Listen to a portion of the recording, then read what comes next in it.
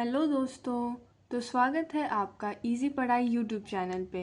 हमने पिछले वीडियो में बात किया था डेफिनीशन, स्कोप, फार्मास्यूटिकल एनालिसिस का, उसके टेक्निक्स क्या होते हैं।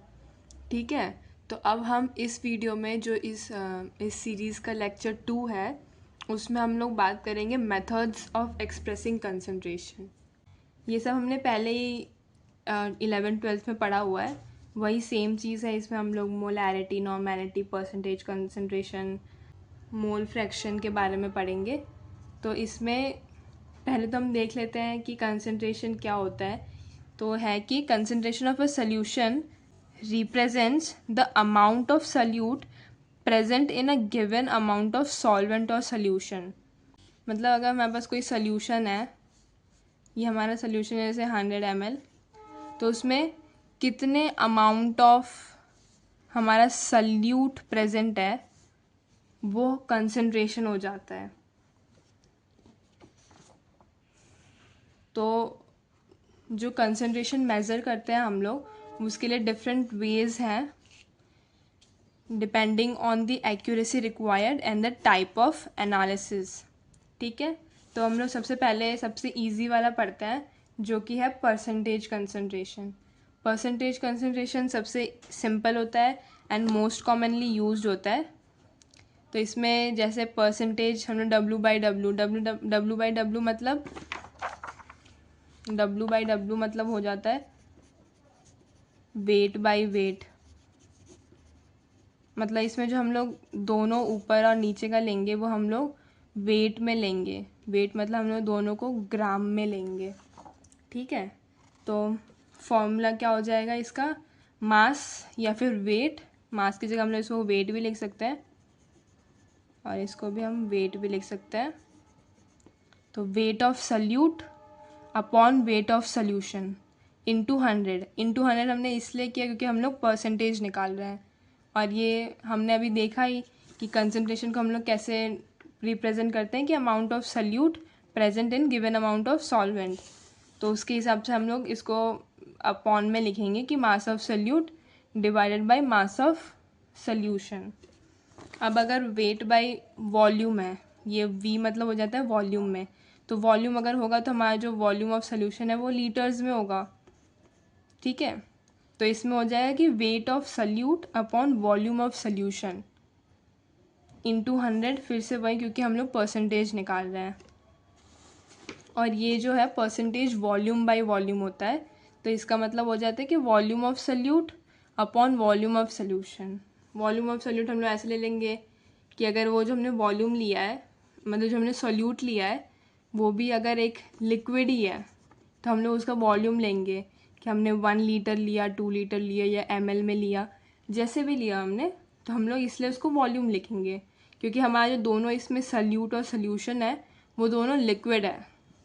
और इसमें क्या हो रहा है कि हमारा जो सॉल्यूशन है वो लिक्विड है, पर जो हमारा सल्यूट हम लोग उसमें ऐड कर रहे हैं वो कोई सॉलिड पार्टिकल है, जैसे हम लोग वाटर में सॉल्ट मिक्स करते हैं वैसे। और ये जो है मास मतलब दोनों में वेट ही है, तो इसका मतलब हमारा हो गया कि ये जो दोनों ही है वो कोई सॉलिड सब्सटेंस है जिसको हम एक दूसरे में ऐड कर रहे हैं। तो हम लोग ऐसे अलग अलग को अलग अलग सर्कमस्टेंसेस में यूज़ करेंगे। इसके बाद हमारा दूसरा है मोलैरिटी। मोलैरिटी मतलब होता है कि moles of solute upon volume of solution. ऐसे हम लोग इसका डेफिनेशन भी लिख सकते हैं कि molarity is moles of salute present in 1 litre of solution. ठीक है, तो उससे हमारा मोलैरिटी निकल जाएगा।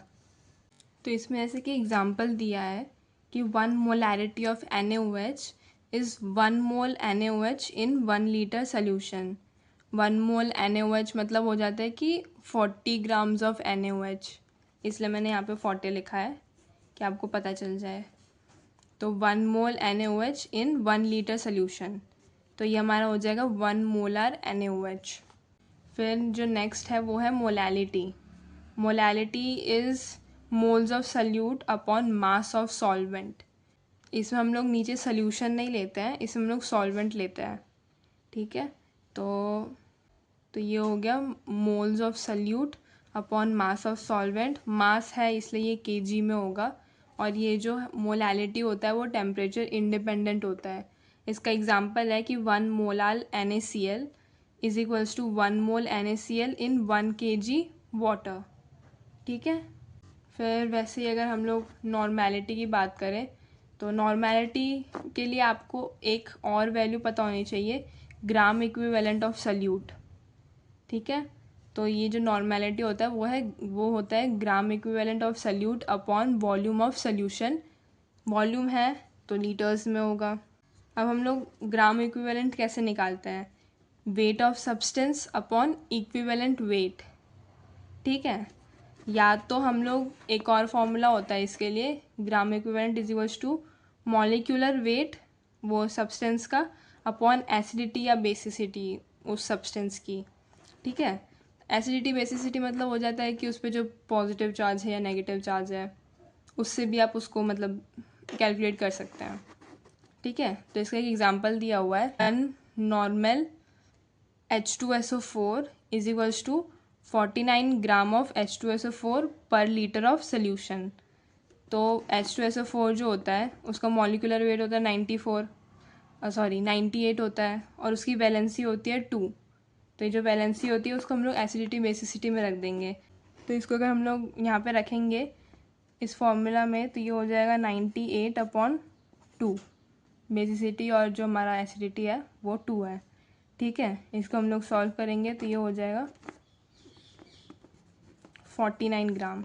तो ये जो हमारी यहाँ पे वैल्यू आई 49 की, इसको हमने ऊपर इसमें रखा ग्राम इक्विवेलेंट ऑफ सल्यूट 49 ग्राम, और नीचे 1 लीटर ऑफ सोल्यूशन है जो कि यहाँ पे पर लीटर ऑफ सोल्यूशन लिखा हुआ है।